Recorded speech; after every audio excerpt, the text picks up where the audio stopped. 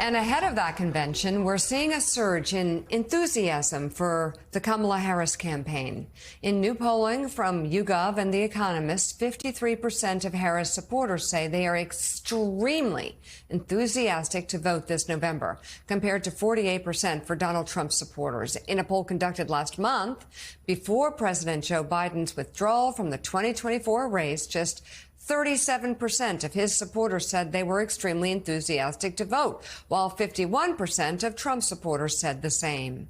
Joining us now, longtime pollster and political strategist Frank Luntz. So, Frank, tell us about this new focus group that you led with voters who did not support Biden's campaign a few weeks ago, but now they say they support the candidacy of Kamala Harris. What happened? What'd they say? They are tired of Trump's abuse and of Trump's personality.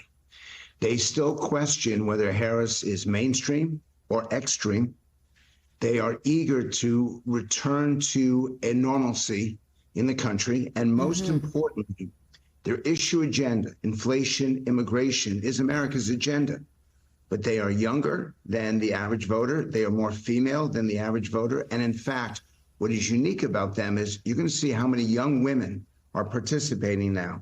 They're the ones that switched. They're the ones that went either from undecided or supporting Kennedy. And you've noticed that Kennedy's numbers have completely imploded. They either supported Kennedy, Trump, or undecided. And they are so excited about this younger, fresher woman running that you can see it and feel it in their intensity, in their passion, and in their desire for change. So let's listen to some of the answers to the first question that you asked the focus group about why they are now supporting Vice President Kamala Harris's campaign. What has Vice President Harris said or done that have turned you into a Harris supporter, at least at this moment, where you weren't supporting Joe Biden 14 days ago? Eric, I'm going to start with you.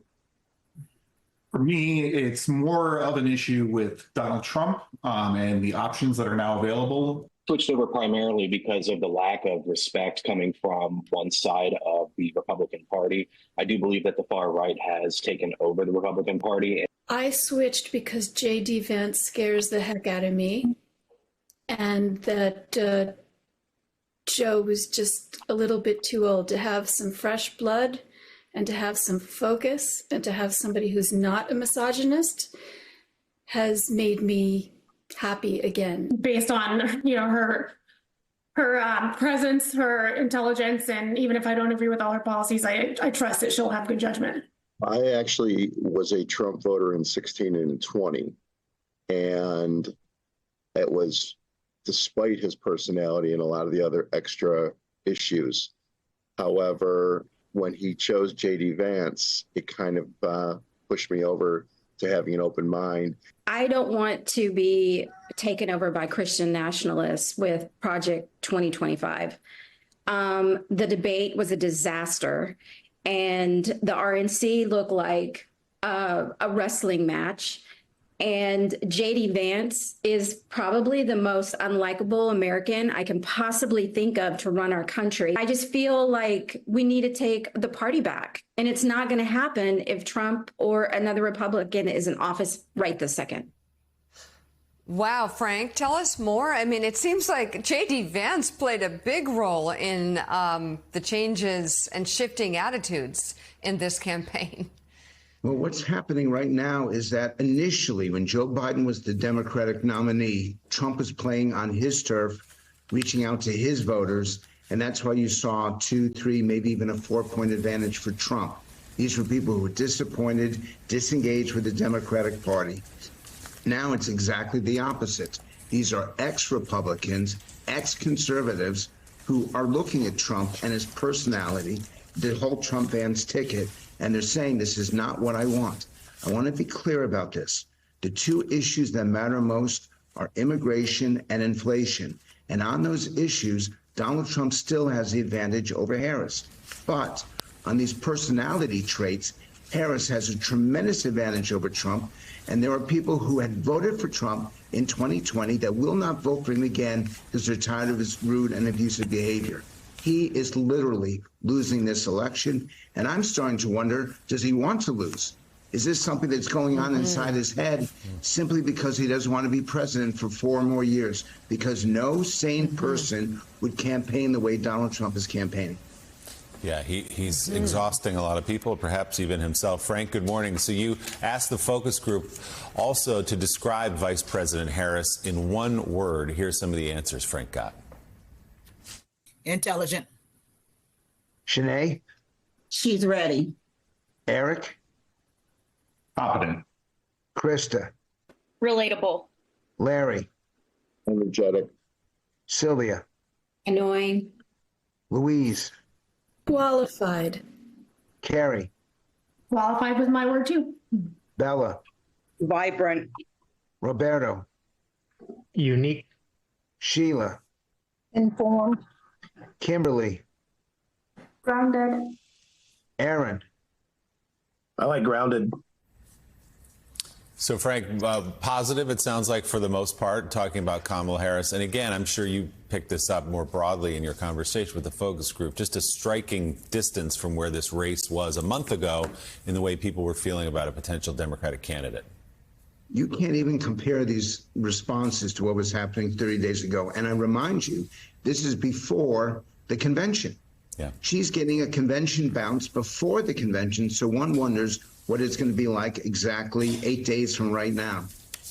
They're not set in stone. I do want to emphasize that this election is still so close. It's still so inconsistent in its who's got the lead. But that said, all the wind is propelling Harris forward. And in the end, they're giving her a chance not only to be heard, not only a second look, but they are not considering where she was in 2019 and 2020. This is a complete reevaluation. And if I'm the Trump campaign right now and I'm watching this, I am scared as hell because all the negativity, all the hostility right now is directed at him because he's still doing the same politics of 2016 and 2020, and it's 2024. One last thing. You can talk about attributes, you can talk about issues, or you can talk about current conditions. Current conditions are beginning to favor Harris as inflation comes down and the economy appears to be strong. Issues still favor Donald Trump, but the attributes are overwhelmingly in Harris's favor.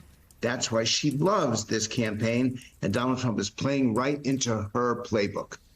So, Frank, the vice president's candidacy is inherently historic. But outside of Trump's attacks on her race, there's actually been not that much discussion about her race, the fact that she would be the first female president. Certainly nothing like it was in 2016 during Hillary Clinton's campaign. When you talk to voters in this group or others, how much are they focused on that? Younger women are absolutely focused on that because they see someone who looks like them. And I can't emphasize that enough. It's a validation of who they are and what they want to be. And for Trump to be rude about that or abusive about that is a big mistake. Harris reminds some men of their first wife. Donald Trump reminds women of their first husband's divorce lawyer.